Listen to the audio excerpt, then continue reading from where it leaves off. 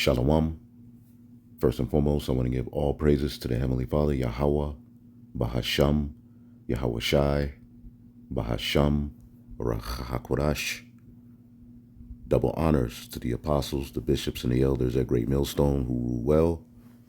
Peace and salutations, as always, to the elect. And I wanted to chime in and give my spiritual 2 cents on this matter, all right, dealing with Hassad in this statement that he made, all right.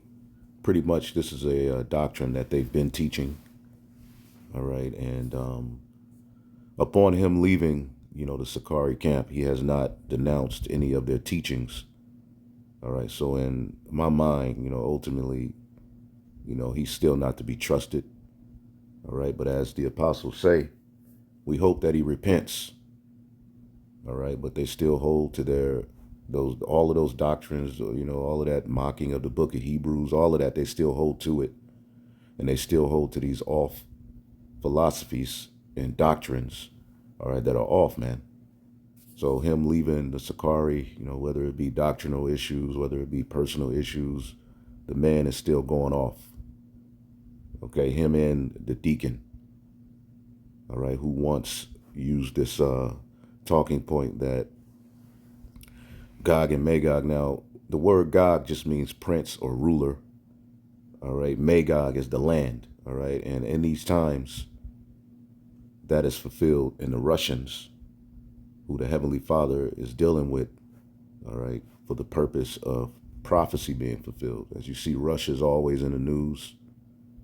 And we know that Russia is going to be, used to gather many nations unto themselves and formulate their own beast system. We can see that, happening with the BRICS.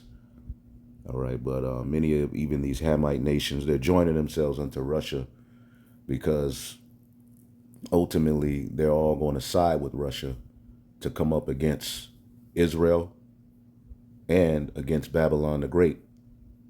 All right. For the purpose of war. All right. Now, when they come up against the land of Israel, it's going to be a great destruction. And that's going to lead to Armageddon, as the scriptures talks about the least of the flock. All right, the state of Israel, drawing out all of these nations to war. Babylon the Great will be drawn into conflict, all right, with Russia and many of these other nations that are, with Russia, Iran, Turkey. They're going to, leave NATO and side with Russia as well. And many of the nations that are a part of the EU, the beast system, NATO and the EU, they're going to turn on America, and there's going to be a great destruction in the land of America. So upon the return of who the world ignorantly calls Jesus Christ, there will be war on the earth, and that's what we will be delivered out of. Okay, he's going to deliver us out of the great destruction of Babylon the Great and the different captivities where we are scattered. All right, so all of the wars that are going to take place, all right, including Armageddon, which is the final war, those will all take place, okay, before, all right, and during Yahawashi's return. After we are delivered, okay, into those chariots, all right, the elites are going to flee into the bunkers, okay. But also we know, pursuant to 2nd Esdras, let's get that real quick. This is 2nd Esdras chapter 13 and 29. It says, behold, the days come when the Most High will begin to deliver them that are upon the earth, and shall come to the astonishment of them that dwell on the earth. And one shall undertake to fight against another, one city against another, one place against another, one people against another, one realm against another. So it's going to be all kind of division on the earth upon the return of Yahawashi. Okay? And the time shall be when these things shall come to pass. All right? And the signs shall happen, which I showed thee before. And then my son shall be declared, whom thou sawest as a man ascending. The Son of the Most High is going to return. Or he's going to come in the clouds as promised. Okay? And this is on the earth, there's going to be wars taking place. Now, what Hassad is teaching is that after, our deliverance and, we're delivered, Russia is going to have a short rulership on the planet Earth, as well as you have the IUIC teaching, all right, that while we have these nations in captivity, all right, for a period of 1,000 years, Esau, Edom, all right, in the form of Gog, Magog, is going to be gathering together weapons, okay, and pretty much what they're going to do after the 1,000 years of us ruling is come against us and start another war. All right, now Hassad and Deacon haven't went that far with the breakdown, but pretty much that's what they're alluding to. And this is what happens when you window shop and you listen to these other camps and these other breakdowns. Now, pursuant to how certain prophecies are written, I could understand why you would be confused dealing with, Gog, Magog, especially in Revelation 20, all right, in Ezekiel 38, but there's a timeline as to how all of these things are going to take place, all right? And when Yahawashi returns, okay, as you can see here, when they hear his voice, verse 33, when Yahawashi returns, every man shall in their own land leave the battle they have against one another. So there's going to be war going on the earth when Yahawashi returns. Armageddon is going to be taking place. America is going to be utterly destroyed. The elect are going to be beamed up. But as Yahawashi is delivering us, these particular nations are going to be trying to fight against him. It says, and an innumerable multitude shall be gathered together, as thou sawest them, willing to come and overcome him by fighting. Okay, Gog and Magog, okay, or Gog, the ruler of Magog, okay, is going to be a part of this. Okay, he ain't going to be somewhere chilling. The Russians ain't going to be somewhere chilling. No, they're going to fight against the second coming of who the world ignorantly calls Jesus Christ as well. Okay? It says, and an innumerable multitude shall be gathered together, as thou sawest them, willing to come and to overcome them by fighting. But he shall stand up on the top of Mount Zion, which is that chariot where we are delivered on. And Zion shall come and be showed to all men, being prepared and builded, like as thou sawest a hill graven without hands. This is the elect being beamed up into those chariots. Okay, synonymously, there's going to be war going on the planet, or synonymously, Babylon itself is going to be destroyed. And this, my son, shall rebuke, all right, the wicked inventions of those nations, which for their wicked life are fallen into a tempest. Okay, including, all right, Gog, the ruler of Magog, right? They are a part of the nations that are going to be taken down. Okay, and shall lay before them their evil thoughts, and the torments wherewith they shall begin to be tormented, which are like unto a flame, all right, and shall destroy them without labor by the law, all right, which is like unto me. So these nations, upon Yahawashi's return, all their authority will be taken away. All right, now upon the earth, we know that the elites are going to flee into the bunkers. We know that Babylon the Great will be destroyed. All right, we know that the nations, okay, the nations round about are going to be lamenting, because Babylon the Great being destroyed is going to disrupt how the whole world functions, how the whole world flows. Okay, all of the economies of the world are going to be destroyed. It's not going to be anything to be ruled, all right, as concerning a nation on the earth. See, it'll be all full-blown chaos. Okay, and from that point on, we know that Armageddon's going to be taking place. These nations are going to fight. All right, as it says here in Revelation 17. Right, Revelation 17 and 14. This beast system that's set up, although they're going to be warned against one another, they're going to help, Russia destroy Babylon. Overall, verse 14, these shall make war with the Lamb and the Lamb shall overcome them, for he is, all right, Lord of lords and King of kings, and all that are with him are called, chosen, and faithful. Okay, so these nations are going to fight against Yahawashi when he returns, and he's going to destroy them. It'll be a first round KO. Okay, Gog and Magog, all right, or Gog, the ruler of Magog, okay, are going to be a part of that. All right, as it says in the book of 1 Corinthians, the 15th chapter, he's going to put down all rule and authority. Okay, 1 Corinthians 15 and 24. Okay, after the order of resurrection, as we're going to be resurrected back to our original state, right?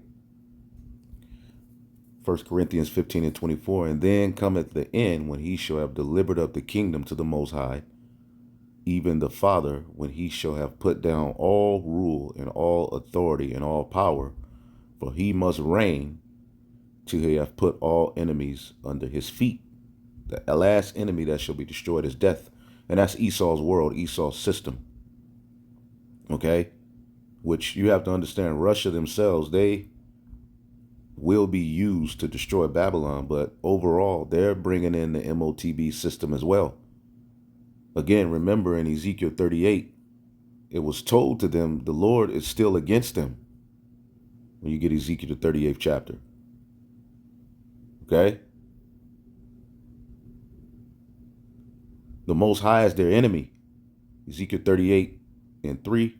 And thus saith the Lord, behold, I am against thee, O Gog, the chief prince of Meshach, and Tubal. But the Lord is going to use you, okay, to lead a great rebellion against the West, which we see that happening now. Now, the Bishop Nathaniel teaches that all of what we read in Ezekiel 38 is going to happen after, all right, we have been, delivered and returned back to the land, which that doesn't make sense, because we know that the plan of the Lord, all right, is that no more war is going to take place on the planet Earth. Let's get the book of Micah, the 4th chapter, right?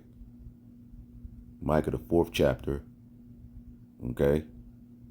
And the first verse, it says, but in the last days it shall come to pass that the mountain of the house of the Lord shall be established in top of the mountains, and it shall be exalted above the hills, and people shall flow to it. That's the kingdom of heaven being established.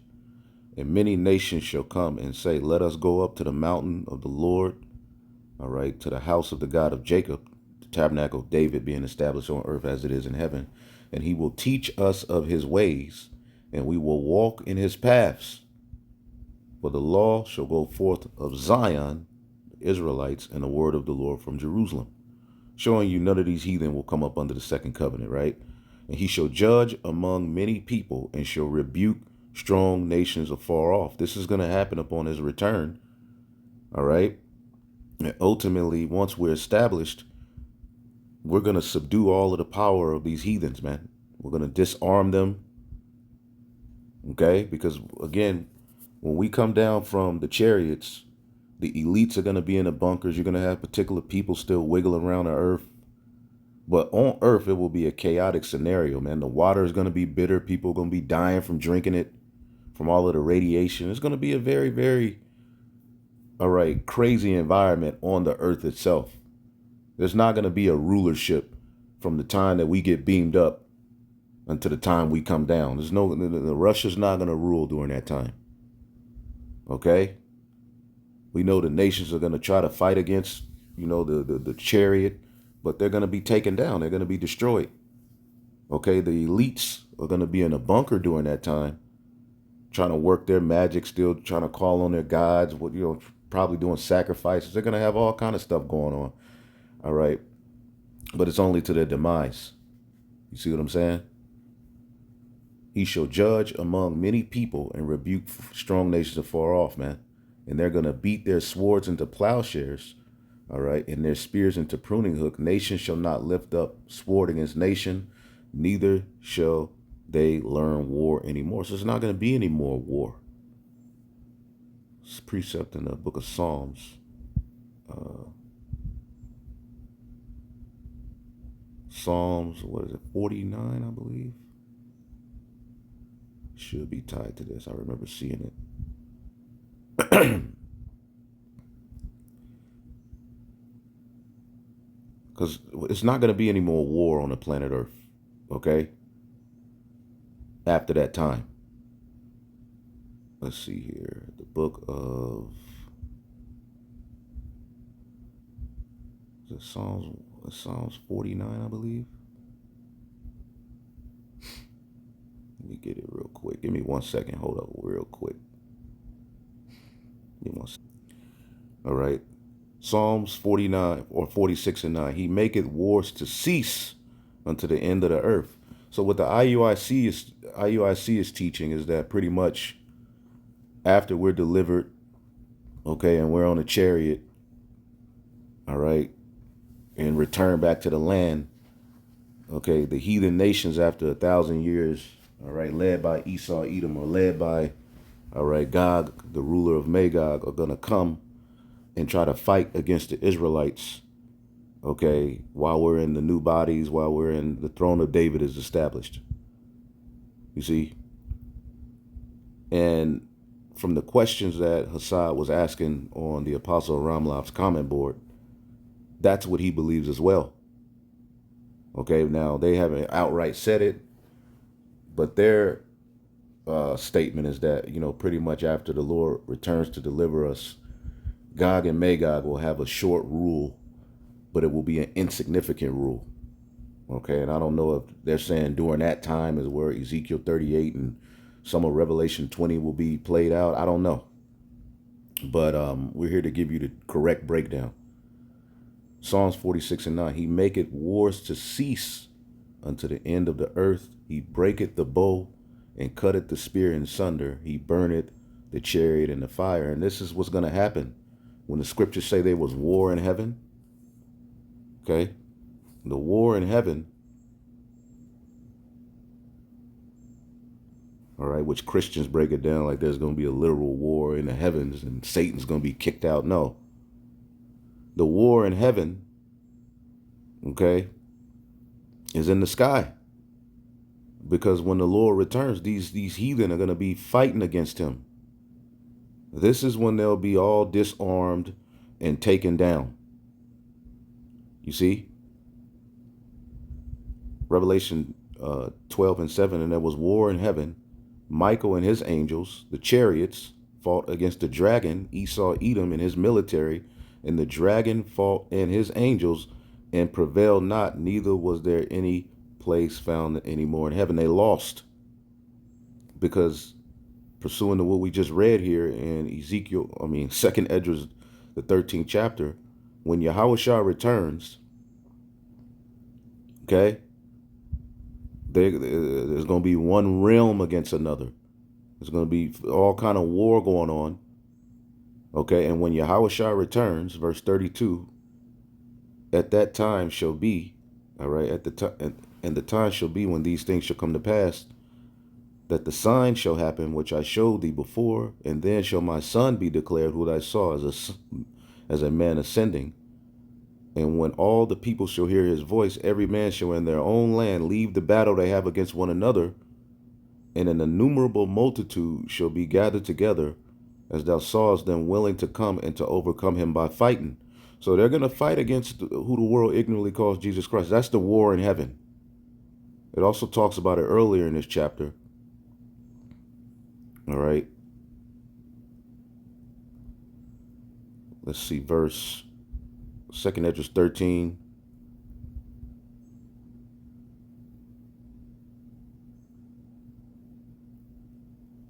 Let's see here, because it's talking about the delivering of the elect during this great war that's taking place and the destruction that's going to be coming. Let's see here. Yeah, right here, verse 6. And I beheld, and lo, he had graved himself a great mountain and flew upon it. This is the return of that chariot. This is the return of the Lord. This is Yahawashi's return. He's telling you, as he's breaking down his vision, that this was his son he sent back.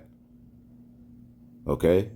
But I would have seen the region or place wherein the hill was graven, and I could not. And after this I beheld, and lo, they which were gathered together to subdue him were sore afraid, and yet dirge to fight. So that's going to be the war in heaven, where, all right, Yahawashi, Michael, the angels that are going to be, all right, because when Yahawashi returns, he ain't coming alone. You're going to have the great chariot where we'll be delivered on, but you're going to have other chariots. Revelation 19. Okay, Revelation 19 and 14.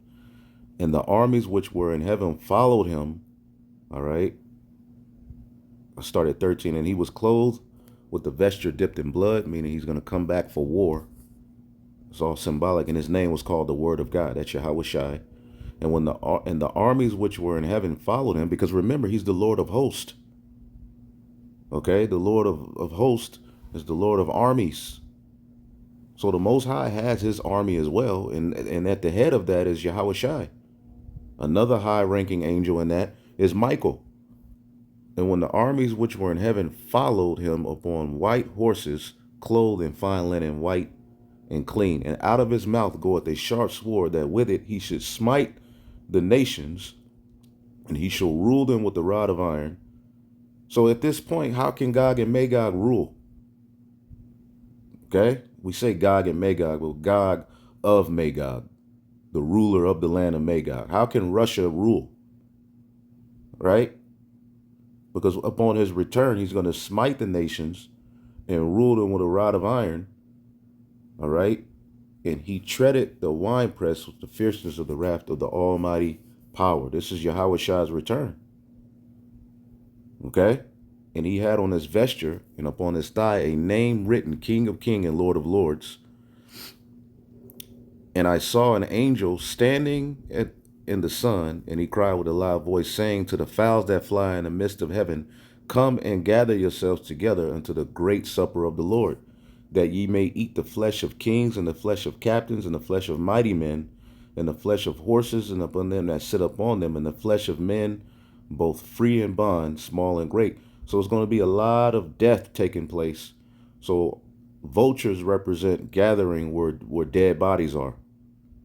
Okay, so the fowls in heaven are going to be gathered to come to this great banquet to eat these dead bodies, man. And that's also in the book of what? All right, you got it in the book of Isaiah 34, where it talks about that great war that's going to happen. But also in Ezekiel, the 39th chapter, right?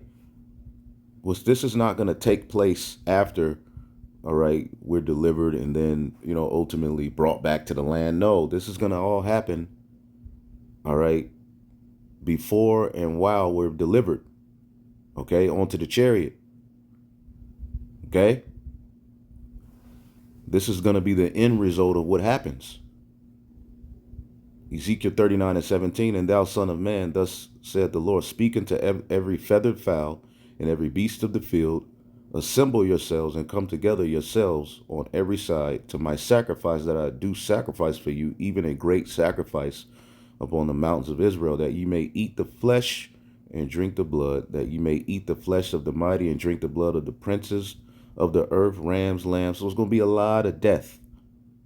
All right, because they got a lot of riches over there. All of that's going to be burned up in the land of Israel. All right, and ye shall eat till you be full. And that just represents going to be a lot of death. Those fowls, all right, gather and circle around, all right, where dead things are. So it's just representative of a lot of death. Okay? And ye shall, and verse in the end result, I will set my glory among the heathen, and all the heathen shall see my judgment that I have executed, all right, and my hand that I have laid upon them. So the house of Israel shall know that I am the Lord their God from that day forward. Because we're going to be delivered, and we're going to be looking down at this judgment taking place on the planet Earth as we're on the chariot, and then eventually New Jerusalem comes down to rule. And the heathen shall know that the house of Israel went into captivity because of their iniquity, because they trespassed against me, not because they were so great. The Lord just used them for a purpose. He built them up, but he's going to take their rulerships down. Okay? And we'll come back to this. But when you get Daniel, the 7th chapter, the final ruler of the heathen is this little horn. Okay, this little horn, which is symbolic of Babylon the Great, along with the beast system. The Lord is just going to use Gog, the ruler of the land of Magog, as a means to break that thing up, along with other nations that are going to be gathered unto them. But upon the return of Yahawashi, none of them will have any rulership. Okay? The fourth beast, which is Rome, and the revival of it, is the final rule of the heathen nations. Okay? That's what's written in Daniel's vision. No, there's no short rulership of Russia, okay, that's a part of what Daniel prophesied. Okay? Again, even in Daniel, the 2nd chapter, the revival of Rome, right? The revival of Rome is it, all right, which is fulfilled, all right, in Babylon the Great, which has the NATO and the EU, okay, which that system is going to be separated, divided, and break up, all right before the destruction. And Gog, all right, Russia is going to be a big part of that. They're going to be used by the Lord to lead a rebellion against the West, even taking with it some of these very nations that are a part of the beast system, a part of NATO, a part of EU. A lot of them are going to side with Russia. We see it happening now. Okay? So after this kingdom is taken down, after the fourth beast and the revival of it is taken down, all right, the modern day Rome, Daniel 2:44, and in these days, in the days of these kings, okay, the God of heaven shall set up a kingdom which shall never be destroyed, and the kingdom shall not be left to other people, but it shall break in pieces and consume all these kingdoms, and it shall stand forever. Okay? And Yahawashi, all right, is that great stone that's going to come and subdue and take down all of these kingdoms, man. Let's see if we can get something on this. So many scriptures, man.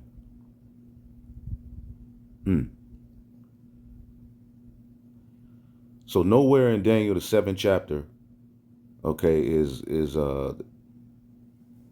Magog, God gonna rule. But they do play a very important part. Isaiah 45, Psalms 45:13, the kingdom is an everlasting kingdom, and thy dominion endureth throughout all generations. See, nowhere in this Daniel the 7th chapter, okay, the final rule of the heathen is right here. Daniel 7:25. Let's see here.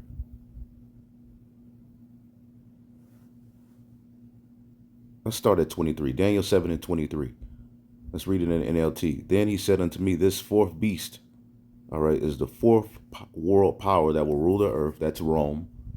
And it will be different from all other rulers because they had a senate and how they brought in their rulers and emperors. It says they had a voting system and all of that.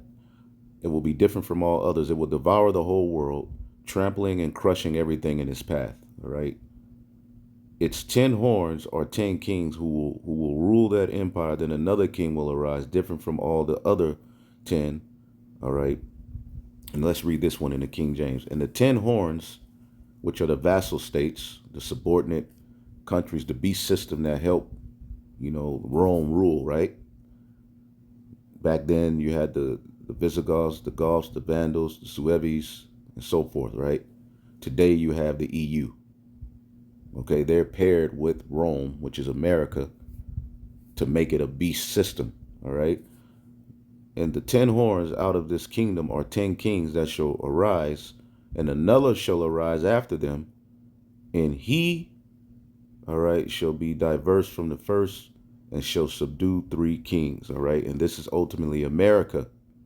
The 3 kings that will be subdued is the Spanish, the French, and the British, all right? Which America is truly still a colony and under the rule and authority of the British, But we know the Revolutionary Wars led to America becoming independent. 13 colonies being, established, and eventually, after Morocco acknowledged them as a country, all right, they would go on to become the 50 United States. This is a fulfillment of Babylon the Great. Okay?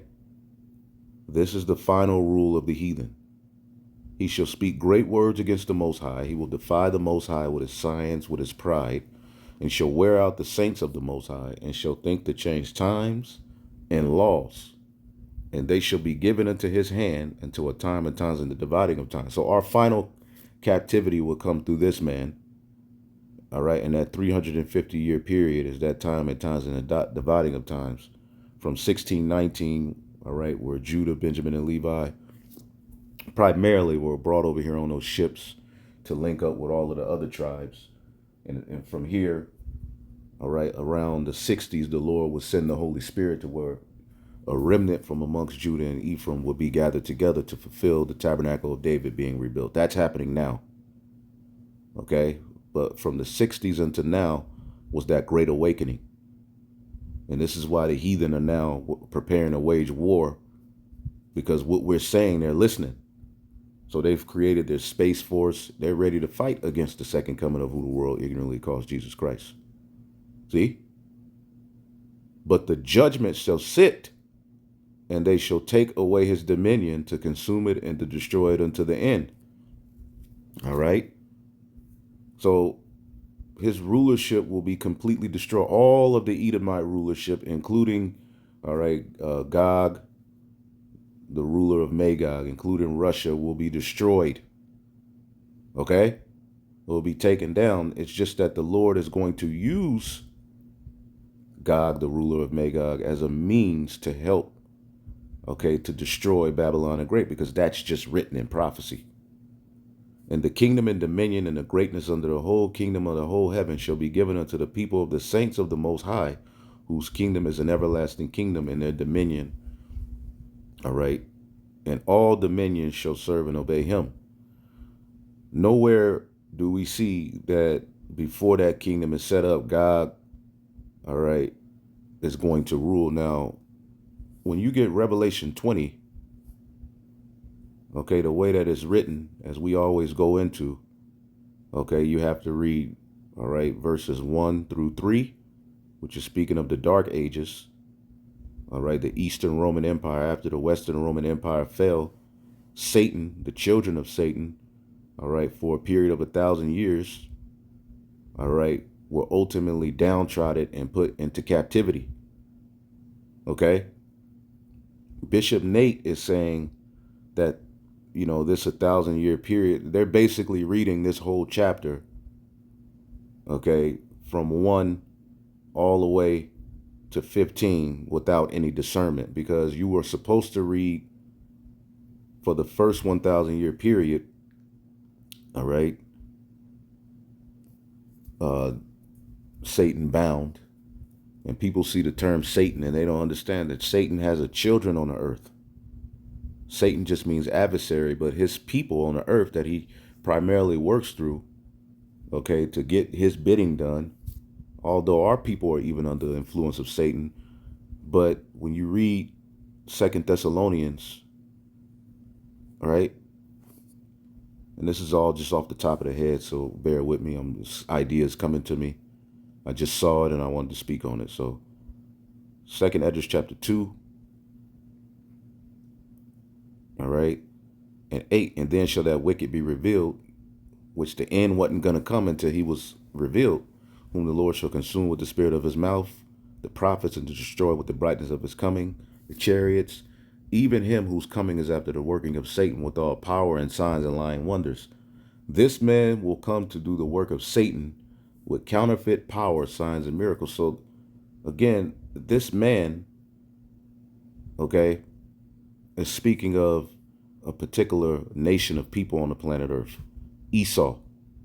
So when you read Revelation 20:1, and I saw an angel coming down from heaven, having the key of the bottomless pit, because we know Yahawashi has the power to take down a nation, all right, to put a nation into captivity, to have a nation rise up, all of that power and authority is given unto Yahawashi. Okay? So he had the key to the bottomless pit, which is Europe, and a great chain in his hand. Okay? That's where the fourth beast was ruled out of, man. Rome, in an area of Europe. Okay? Which is a part of Asia, might I add. Okay? They've made it a continent because of their superiority complex. But technically, there's really only 6 continents. You have, let's see if I can do this off the top. You have Africa, Asia, Antarctica. You have North America, South America. Okay, and I forget the other. What's the other? Oh, man. It's slipping. Australia. So you have, wait a minute, you have Australia, Africa, okay, Asia. Is it Antarctica? Antarctica, North America, South America. I believe those are, but what they've done is they've added, Europe as a continent, which technically that's just a part of Asia, which is all big one continent. Anyway, I believe I said that right. As a matter of fact, let's see if I did it right. Let's look up the continents before I go forward. Okay, see if I got it right. The 7 continents are Africa, Antarctica, Asia, Australia, Europe, North America, and South America. So I had it right. But see, Europe is really a part of Asia. Anyway, so basically here in Revelation 20:1, this is speaking of the Western Roman Empire falling, man. It says, and he laid hold on the dragon, which is the old serpent, all right, and the devil, all right. And he laid hold on the dragon, that old serpent, which is called the devil and Satan, and bound him 1,000 years. Now, this dragon, when you read the book of Revelation, this dragon points towards the red dragon, which is the Roman Empire, which during that empire, they tried to, King Herod tried to off the Messiah. So it's not talking about a literal dragon. It's symbolic of a rulership, the Edomites. The red dragon is the Edomites. Okay? It's not talking about some great Satan being bound and put in chains and thrown and cast into the underworld, man. This is speaking of nations of people ruling on earth, man. Revelation 12:3, and there appeared another wonder in heaven. Behold, a great red dragon having 7 heads and 10 horns. This beast system, which that authority is what rules the world today, and upon his head 7 crowns upon his and 7 crowns upon his heads. All right, which represents, all right, the Greeks, okay, Rome, Germania Major, Germania Minor, all right, the Spanish, all right, the French, and the British. Out of British came America. The 10 horns are the vassal states, the subordinate states that help, all right, these empires rule and make it a beast system. Okay? So, again, this red dragon is alluding to what? His tail drew the 3rd part of the stars of heaven. They took down Judah, Benjamin, and Levi, and this was the captivity we were under, the Roman captivity, when our Lord and Savior was born. That's why it says, and did cast him to the earth, and the dragon stood before the woman, which was ready to be delivered to devour her child as soon as he was born. All right. And that's speaking of Herod trying to off the Messiah. Anyway, when you get Revelation 20, it's talking about that same dragon, that same Western Roman Empire, man. So he was bound 1,000 years. And you can look up, somebody could put it on the comment board, how long did the Byzantine Empire last? Or the Eastern Roman Empire, where our people ruled and so-called white people were downtrodden? 1,000 years, 1,100 years is what it'll say. So he cast him into the bottomless pit and shut him up and set a seal upon him that he should deceive the nations no more until the 1,000 years should be fulfilled. So for 1,000 years, the Edomites were ooga ooga in the caves, eaten out of skulls. They were chased away. Nobody wanted to be around them. Black gods and goddesses were worshipped. There was a bunch of Jake going off, ruling. The Moors. Okay? And Esau tried to hide that history, but now it's out there. Our apostles and elders brought it out, and the men that labored with them before we came into the truth, they brought all of that history out. Now it's a common understanding that Negroes ruled in the Dark Ages, which they try to tell you for a period of 1,000 years is that we don't know nobody, nothing really happened. No. All right. And what took them out was a plague called Black Death. Okay. The bubonic and bubonic plague, where ultimately that Eastern Roman Empire fell. And after that 1,000-year period, as it says here, Satan was loosed. And that goes into the Renaissance, the rebirth of the Western Roman Empire. This is the system that we're currently living in. From the Renaissance until now, represents this 1,000-year, let's read it again, and cast him into the bottomless pit, Europe, and shut him up and set a seal on him. So Esau was downtrodden for 1,000 years, that he should deceive the nations no more. Okay? Till the 1,000 years should be fulfilled. After that, he must be loosed a little season. All right? And this is that little season where he's been loosed. The joy of the hypocrite is before a moment. So when Jake reads this, they just keep reading. They don't understand that from verse 3, you really need to jump to verse 7. And after the 1,000-year period was expired, Satan shall be loosed out of his prison and shall go out to deceive the nations which are in the four quarters of the earth, Gog and Magog, to gather them together to battle, whose number is at the sands of the sea. They believe that this is after 1,000 years of us ruling in the kingdom. But they don't understand that this is speaking of that first 1,000-year period. So the way Revelation 20 should be read is from verse 1 to 3 and then jump to 7 and just read down. All right, verse 4 through 6 is speaking of the 1,000-year period where we establish the kingdom of heaven. Okay, after the first resurrection. So what they're teaching and what they believe is after the first resurrection, okay, Gog and Magog is eventually going to start another war and come up against us and get destroyed. Okay? That's not what that's talking about, man. The nations ain't going to wage no war on us with weapons after New Jerusalem is established, man. Okay? So as you read it, Revelation 20 and 7, and after the 1,000 years, Satan was loosed out of his prison. This is the Dark Ages. And shall go out to deceive the nations. That's what he's done. The Spanish, the French, and the British, all they did was go out and deceive the nations and cause friction, man. Okay, America, that's all they've done. It's caused friction throughout the four corners of the earth. But that's going to lead to Gog of Magog to gather all of these nations for war. Okay? And they went up on the breadth of the earth and compassed the camp of the saints about in the beloved city, because they're going to come after the elect. Okay? And fire came, all right, down from God out of heaven and devoured them. And the devil that deceived them was cast into the lake of fire and brimstone, all right, where the beast and the false prophet are, all right, and shall be tormented day and night forever and ever. All right? And we know that ultimately, when you read this word forever, okay,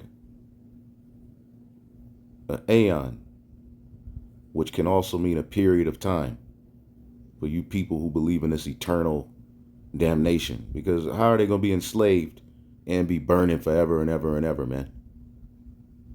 Okay? And the tormented day and night, okay, also is going to go into that captivity that they're going to go in.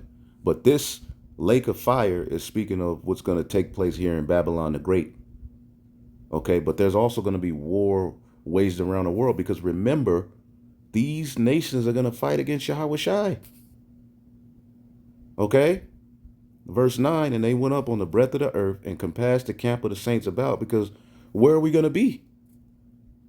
We're going to be beamed up. And they're going to try to fight against us, man. They're going to try to fight against who the world ignorantly calls Jesus Christ. They're going to try to fight against our deliverance. But fire is going to come down and deliver and destroy them. So what they think is that Ezekiel 38th chapter, all right, takes place after we've ruled for 1,000 years because of that, that mishap and how it was written as it jumps in and out of prophecy. They just read it all the way through. Okay. They just keep reading. They read Revelation 1. They don't jump from 3 to 7. They just read, all right, this 1,000-year period. Speaking of the first 1,000 years where Yahawashi and his men are going to reign on earth, which we know it's an everlasting kingdom. So the 1,000 years ain't it, but that's the first 1,000-year period where he's going to allow Yahawashi and his men to set up order on the earth. All right, blessed and holy is he that have part of the first resurrection. On such the second death have no power, that destruction, but they shall be priests of the Most High and shall reign with him 1,000 years. Okay, so again, what they're teaching is that after this 1,000-year period, God, led by other and the different nations, led by God, the chief of Magog, is going to gather weapons to come and fight against us as we're at peace in our land. Okay, and that's not what Ezekiel 38th chapter is talking about. When it talks about the future invasion of Israel, this is ultimately speaking of these times leading up to the destruction, all right, and how the Lord is going to use Russia, all right, to lead a great rebellion against Israel, the West, and so forth, which we'll get into that. Then you have 39.